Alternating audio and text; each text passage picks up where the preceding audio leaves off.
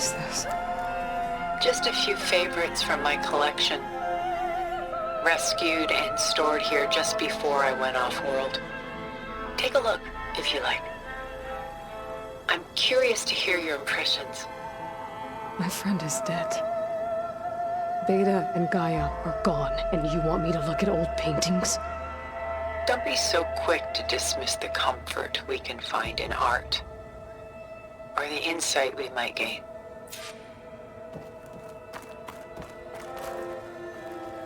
My favorite pairing on the left is Woman Reading a Letter by Vermeer, a true master. And on the right is a forgery, Woman Reading Music, which fooled experts into believing it was a priceless original. Early in my career, I became fascinated with such deceptions. Eventually, I developed scanning software that could detect fakes with unparalleled accuracy. Is that how you made enough money to buy your way onto the Odyssey? Oh no. I made my real fortune later. Why do you keep the forgery? I've always enjoyed studying the two side by side. Both painters capture light, color, and perspective. But what makes one a masterpiece and the other simply an imitation? The forgery looks... sharper? Good eye. The details are crisp. The contrast bold. It tells us more, and yet we feel less.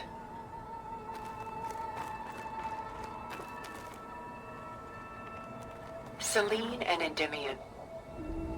She's the goddess of the moon, whereas he's a simple shepherd.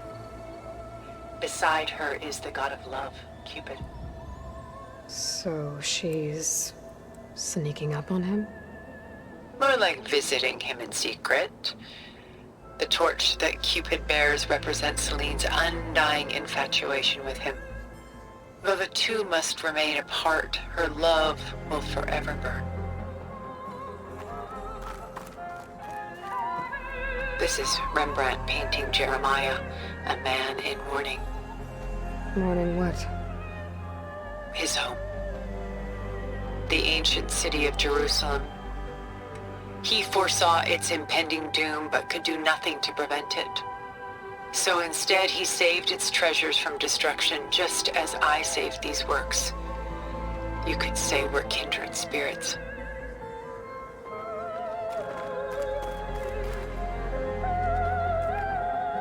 A portrait of the painter, Rembrandt's son Titus, depicted in the habit of a monk. I don't get it. Why would someone like you, with infinite resources, care about this painting of... a boy in a hood? It's not the image itself, but the feeling it conveys. The face is bright and defined, but his eyes are downcast, heavy with misfortune. And the background seems to swallow all light. The painting is infused with a sense of loss. I guess I understand how the painter feels. Rembrandt's The Night Watch, by far the most famous painting my homeland ever produced. It was commissioned to honor a militia made up of influential citizens. I guess you must have been an influential citizen? In my day. But not as influential as you've been in this new world.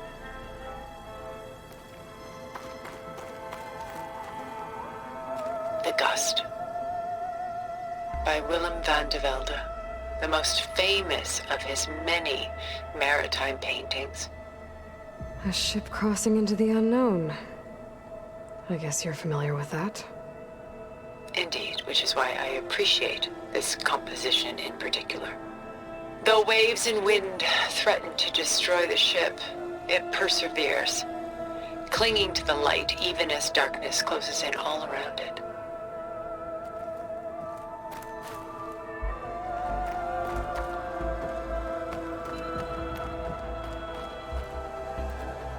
She's pulling out her own hair. Out of madness, out of grief. It's hard to watch her suffer.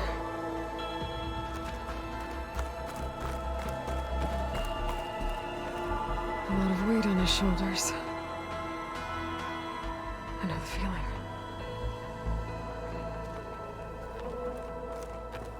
Stunning, isn't it? Paintings weren't the only masterpieces of my people's golden age. This is Von Vianen's leaded ewer, molded from a single sheet of silver. What was it for? How like Elizabeth you are.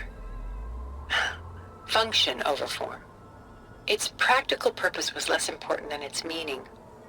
Von Vianen created it in honor of his late brother, who himself was a famous silversmith. A memorial? Yes. Such beauty from sorrow.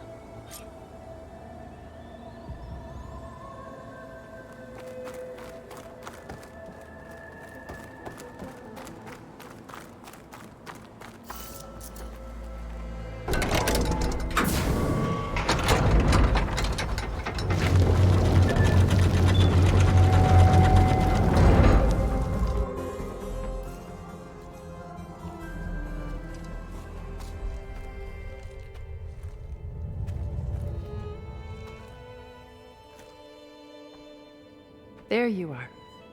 Feeling better? How did you find us? At the cauldron? And what did you do to everyone right before I passed out? All business, I see. Well, suffice it to say we were keeping a very close eye on Hephaestus, knowing we would need it at some point. Your ruse didn't fool us, and as for my little trick, it was an overload of the senses, accompanied by an energy discharge. Gerard and Eric were only momentarily disoriented due to their shields, but it rendered you unconscious while I got you out. Perhaps some breakfast might steady you a bit?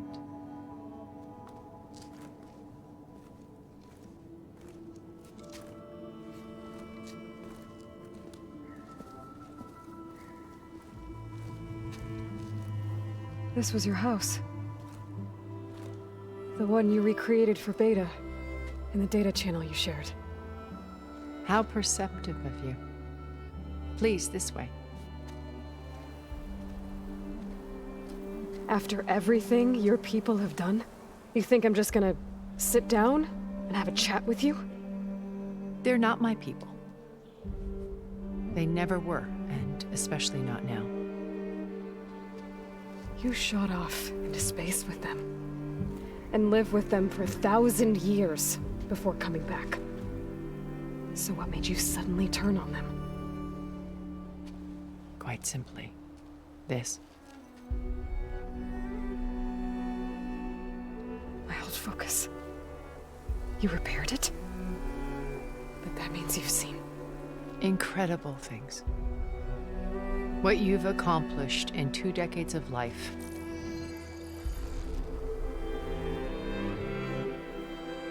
A 1,000 years at my back and I haven't even come close.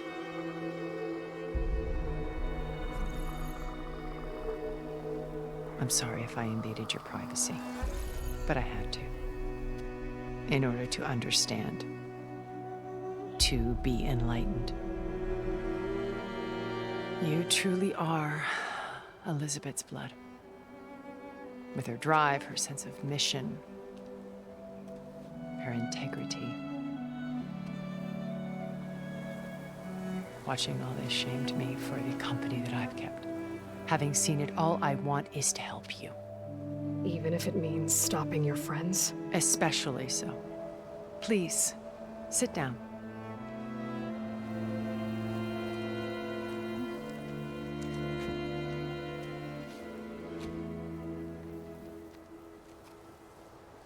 There. That's better. Now, we must recover Beta and Gaia at all costs. By now, you must know that Gerard intends to use Gaia to reboot the Earth's biosphere. Remaking this world to specifications that would only suit us immortals. This process will kill every living thing on the planet.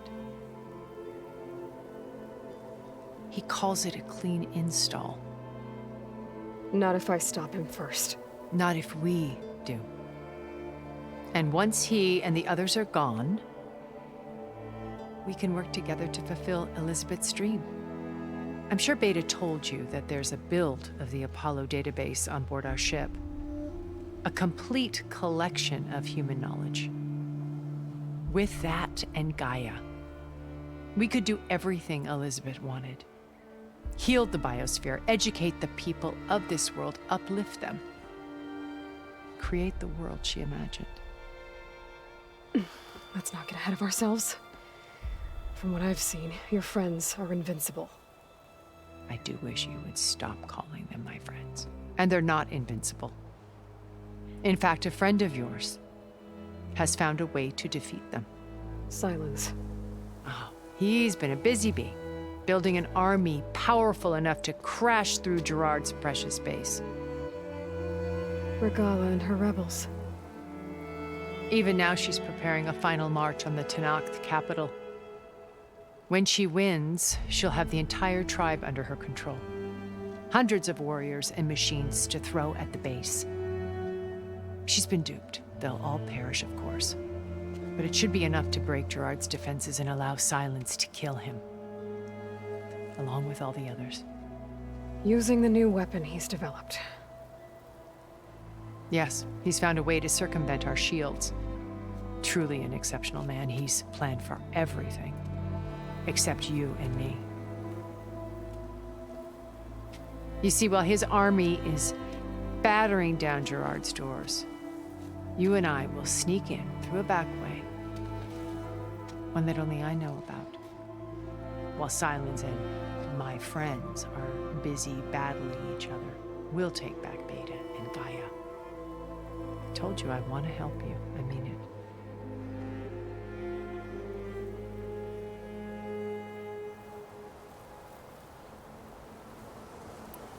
My old focus. How did you find it, let alone repair it? When we encountered you at the Hades Proving Lab, Gerard saw you as a redundancy. I knew better. You were a revelation. After your dramatic escape, bravo, by the way. Gerard and Eric assumed you were dead and gave up the hunt. I wasn't so sure. When the others were busy, I returned to the lab and searched for any trace of you. That's when I found this little treasure. Not easy to repair, but certainly worth the effort. As I watched your life unfold, you were like a splash of color on a worn canvas. What Liz was, and more. Did you show it to the others? Of course not. It was your actions that inspired me to defy them. It's worth noting that if I hadn't found it and watched its contents, I wouldn't have known to save you at the cauldron. You'd be dead. So I should be grateful? If you like.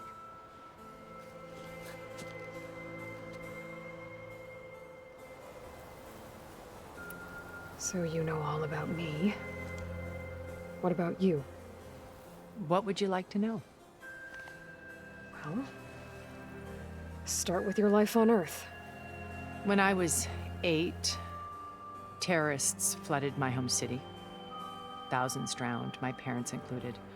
I was one of the few who survived. My guardian sent me to boarding school. Among my peers, I was the strange girl, the orphan to be avoided. All because of circumstances beyond my control. Oh. So we're a lot alike, huh? Aren't we? You were an outcast. But you didn't let that stop you from getting what you needed. Neither did I. I climbed my way out of desolation and used my wits to build a fortune.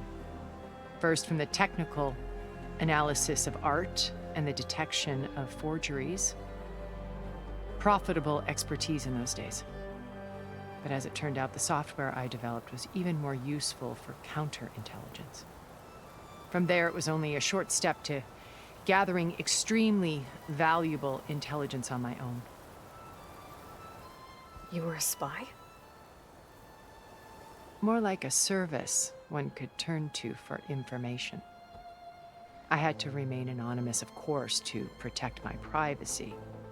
But despite that anonymity, Far Zenith inevitably sought me out. What happened when Far Zenith approached you? They painted an irresistible vision of humanity's future. One where we need not fear illness or death, where we explored the furthest reaches of the stars and thrived. It was only later that I realized that they only intended to bequeath this future to the rich and powerful. By the time I finally figured it out, the walls were closing in, Pharaoh's machines were devouring the Earth. So I accepted Far Zenith's invitation to a berth on the Odyssey. I wanted Liz to come, but she had nobler plans, as you well know.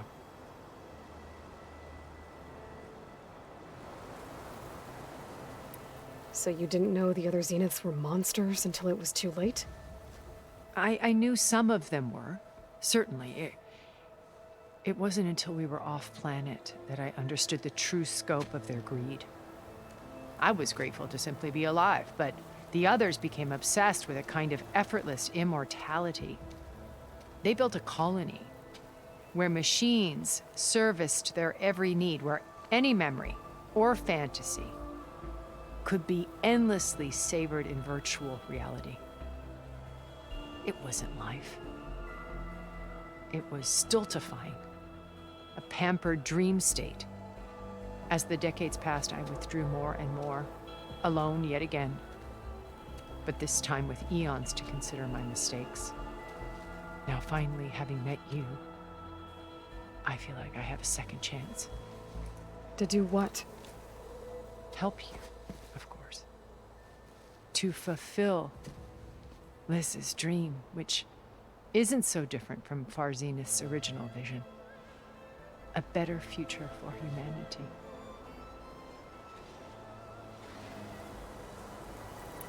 You said Beta is not in urgent danger, so what are the Zeniths doing to her? Putting her to work. Merging Hephaestus with Gaia. A difficult, time-consuming task, as I'm sure you know. They will compel her if need be, but her life is not in danger. She's the only one who can do it. Because you people made her to be nothing but a tool. Gerard's idea, not mine. They always viewed me with suspicion when I attempted any form of kindness towards her. That's why I created the data channel. A virtual place where we could speak in peace. So this channel you shared with Beta, none of the other Zeniths ever found out about it. Gerard believes he's the most cunning of all of us. Even after 1,000 years, he still can't imagine that I would outwit him. The channel allowed me to interact with Beta away from their mistrustful eyes. It offered us a chance to be ourselves. Until you cut off all contact. Yes, though it pained me. I was worried that our meetings would do her more harm than good. Well, she felt like you tossed her aside. I was afraid the others would find out and punish her. She may not have had the comforts of friendship anymore, but at least I ensured she was safe. I know it seems harsh, but you must believe that her well-being has always been paramount to me. Why did you make the data channel look like this place? I built this house as a shelter to weather any storm. A safe place. Not just for me, but for the art stored below. Cultural artifacts of incalculable value. Truly some of the greatest achievements of human civilization. And you wanted Beta to see them? Yes. Her upbringing was so cold and technical. I thought if she could experience Vermeer and Rembrandt, it would bring something else into her life. A heritage every bit as valuable as the scientific and technical data being drummed into her. I'm sorry I had to cut off contact, but I'll never regret sharing this house with her. She needed its shelter even more than I did. Beta told me your colony was destroyed. That you came back to Earth because you had nowhere else to go. It's true. After we reached our destination, a planet in the Sirius star system, we spent decades building a new home. The physical constraints of Earth, the boundaries of mortality, gone. To think of what we could have done with it. It might have been a utopia. Instead, we stagnated, absorbed in effortless comforts and virtual realities. It took a cataclysm to finally yank us out of our stupor. What happened? A massive geological event. We knew of instabilities in the planet core, but we underestimated them. By the time the collapse was upon us, it was too late to stop it. Only a few of us made it to the ship in time. We set course for Earth, the only safe harbor left to us. Which you decided to make unsafe for anyone else. Not me. Gerard. He believes it's better to wipe the canvas clean than work around the smudges. No more primitive tribes, no more combat machines, only a blank slate to do with as he pleases. But we will stop him. All we have to do is get into that base. What exactly is your plan to sneak into the Zenith base? We will make use of a lesson I learned from an early age. Always know your exits. In this case, a place where Gerard's new construction meets the ancient foundation, a passage that only I can access. When Silence flings his army at the base, we will enter through this back door, bypassing most of the fighting. The distraction will provide us with a window in which to rescue Beta and Gaia. Once we're inside the base, where will we find Beta and Gaia? Here in the command center. By then, Gaia will have been reunited with all of its subordinate functions, including Hephaestus. What about the alpha build of Apollo on your ship? A simple matter of recovery once the others have been dealt with. With that in hand, we'll have everything we need to make this world as it should be. How do you know about Silence's plan? He isn't the only one adept at spyware. You hacked his focus? No, he's too careful for that. But his subordinates? Not so much. He gave additional focuses to the tribals he branded the Sons of Prometheus. By tapping them, I learned about most of his dealings. The distribution of override technology, the arming of Tanakh rebels, and the secret pact with Regala to attack Gerard's base. But how did he come up with a weapon that can take down your shields? That's the one thing I haven't been able to figure out, but however he did it, I'm quite certain it will work. With it and the Tanakh army, victory seems to be within his grasp. Such a shame he'll be disappointed. Regala's only interested in killing Hikaru and waging war on the Karja. What does she have to gain by attacking Zeniths? It's the price she must pay for her war. Without the ability to override machines, her little rebellion would have languished in the desert. So she trades with the Sons of Prometheus. Machines to help her overthrow Hikaru. In exchange for an assault on the base. Pride has deluded her into thinking she can actually survive such a battle. And all without ever knowing who the Sons of Prometheus really answer to. Yet for all of Silence's brilliance, still he underestimates you. That blind spot is what will allow us to take Beta and Gaia right out from under him. While hundreds of Tanakh are cut down outside. So you knew Elizabeth. What was she like? Liz was everything she was. I see in you. And more. Your ingenuity, your determination, your moral compass. You've managed to distill her greatest qualities and make them your own. I'm not asking about me. Tell me about Elizabeth. What was she really like? The honest answer is that I don't actually know. For all the time that I spent with her, she always kept a part of herself locked away. It was like that from the moment we met. So when you met Elizabeth, she was what? Distant? Aloof? Not aloof, not exactly. It was a summit in Paris about machine learning, a touchy subject in those days, because regulatory authorities were just starting to clamp down on AIs. Liz gave the keynote address. She had already achieved great renown for her work in automated environmental reclamation. But in her address, she was just starting to imagine the next step, an AI-driven system that wouldn't just act on its programming, but actually take responsibility for its sphere of influence. To care about life, not just follow orders. Revolutionary stuff. I was fascinated, and I wanted to meet her for a long time. I watched her after her talk. She had spoken with such moral authority, such empathy. But after that, she retreated. I could tell she felt uncomfortable with all of her admirers. It was as if giving the talk had cost her something. I didn't want to be a pest, so I planned my approach carefully.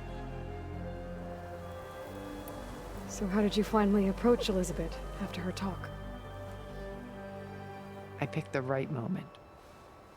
The morning of the next day, right as she came back to the conference, she had just had her coffee. She was fresh, rested. It was like she had braced herself for the onslaught of colleagues. I asked if I could walk with her, then put forth a question about her talk that I thought was intelligent. Her answer made me realize it wasn't, but she was very welcoming, almost as if we were previously acquainted. It was only halfway through the conversation that I realized she knew exactly who I was. It was quite a shock to me. My business was trafficking in secrets, and I took great pains to protect my anonymity. So that was Liz, perpetually one step ahead. I came to view our meeting as a metaphor for our friendship. She always seemed to know me far better than I knew her. I guess I know the feeling.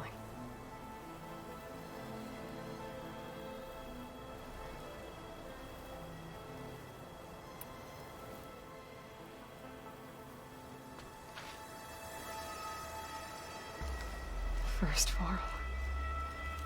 Now Hikaru and the Tenakth. Your plan would wipe out an entire tribe. There has to be another way. We are in an admittedly desperate situation, but I assure you there isn't. Remember Zero Dawn. Elizabeth's sacrifice. Sometimes many have to die for a new world to grow. If it looks impossible, look deeper.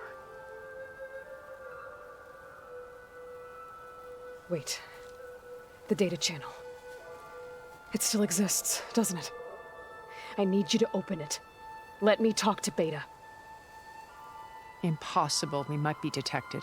It's worth the risk. There is another way, one where the Tenakth survive. But we won't. If the others... If you want to help, open it.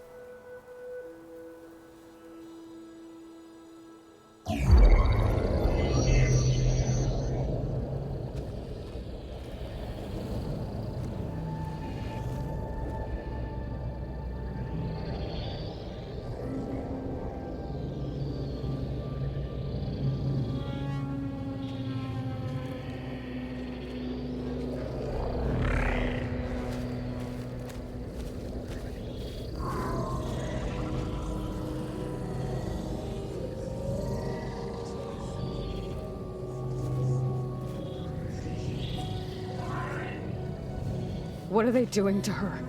Virtual reality dissociation. The manual merge of Hephaestus will take hours upon hours of tedious micromanagement. If she resists the work, they run simulations to induce feelings of isolation and despair. Beta, can you hear me? You're alive. they're watching me. I can't hold up this extra protection for long. You should have killed me. No. No, look at me. I'm coming for you. I promise, okay? I just need you to hold out a little while longer and work on the merge.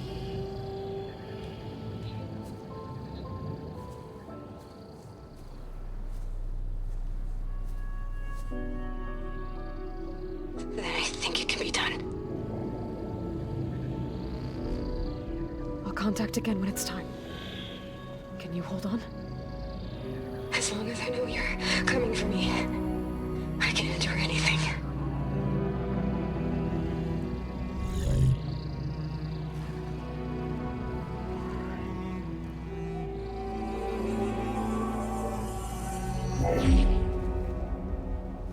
All right. I did as you asked. Now I think you need to tell me what you're planning. I'm going to take Silent's army away. I don't need it. Only the weapon he made to penetrate your shields. And how do you propose to get it? Ask him nicely? Without Regala and her rebels, he won't have a choice. We'll be his only option. Only option for what? What did you tell her? That is between me and my sister. Will be Silent's only option for crashing that base. I'll tell you the rest later. But first, there are a couple of things I have to do. Oh. And what are those? Lay my friend to rest. And then I'm going to use the override that Beta gave me at Gemini to put an end to Regala's rebellion. From the air. Wait. Since you insist on doing things your way, I know of something that will truly help you make a grand entrance with the Tenat. The ancient Horus Titans still possess electromagnetic energy cells as part of their arsenal. Drop one of those on Regala's army and they'll receive quite a surprise.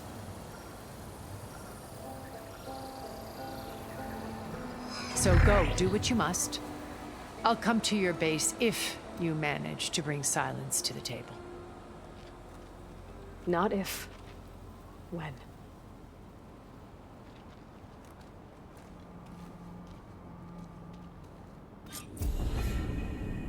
Erend, are you there?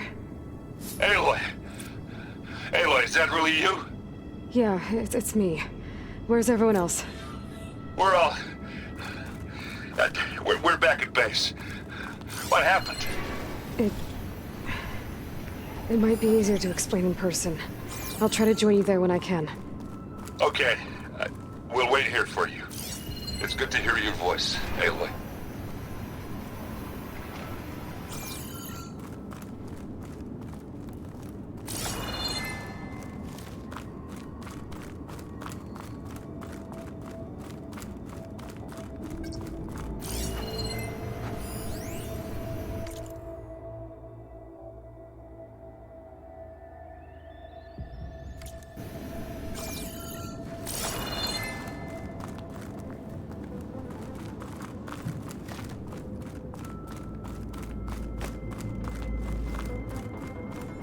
Just to let you know, I'm now patched into your focus network.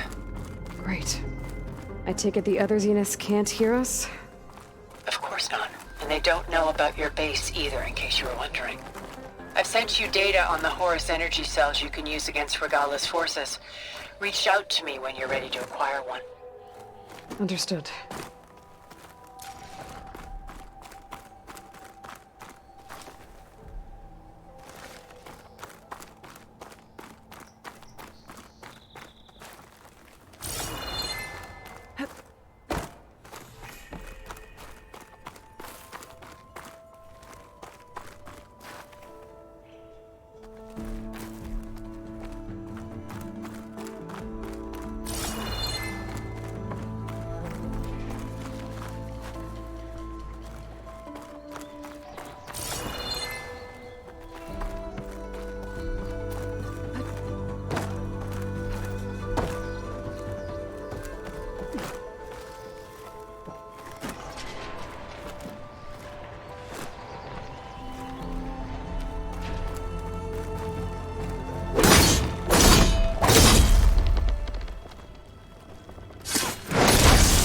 this metal flower down.